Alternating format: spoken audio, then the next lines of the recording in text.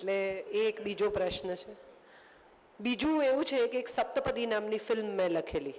એ film release થવાની હતી અને એટલી વાહિયાત ફિલ્મ પ્રીમિયરમાં મેં જોઈ એટલે મેં મારી જ કોલમમાં એ ફિલ્મના છોતરા ફાડી નાખ્યા, મારી પોતાની જ કોલમ. એટલે સાંજે અમારા મનીષભાઈનો ફોન આવ્યો, દિવ્ય ભાસ્કર જે લખે છે તે અંતંત્રી છે તે, કે પણ આ તો તારી લખેલી ફિલ્મ. મારી લખેલી છે પણ મેં જેવી લખી છે એવી બની નથી, તો મારે કમસે કમ મારા વાચકને પ્રામાણિકતાથી કહેવું જોઈએ કે મારા નામે તમે 200 રૂપિયા ના ખર્ચતા. પછી તમને જવું હોય સપ્તપદી સ્વરૂપ માટે, માનવ ગોયલ માટે, ચંદુ શાહ માટે, બીજા કોઈના પણ માટે તો 100% જાઓ. હું આમાંથી મારી જવાબદારી ખેંચી લઉં છું એટલું તો મારે મારા વાચકને કહેવું જોઈએ. અને સાંજના 7:30 વાગ્યા સુધી ફાઇનલી ઝઘડા કરી કરી કરી કરી કરી અને છેલ્લે એ કોલમ લેવાઈ.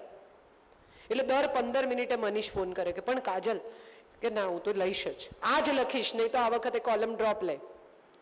એટલે પહેલાં તો હું થોડીક સ્વાયત્ત છું, સ્વતંત્ર નહીં કહું. હમણાં અમારી અકાદમીની સ્વાયત્તાના બહુ ઝઘડા ચાલે છે. એટલે મારા, હા, જો જેન્યુઇન હોય, મને એવું લાગે કે ખરેખર મારા તંત્રીની વાત સાચી છે તો આખું ચેપ્ટર રીરાઇટ કરું. હું પથ્થર પર નથી લખતી, કાગળ પર જ લખું છું. પણ ડેફિનેટલી જ્યાં મને એમ લાગે કે either you convince me or get convinced, એની વચ્ચે કંઈ નથી.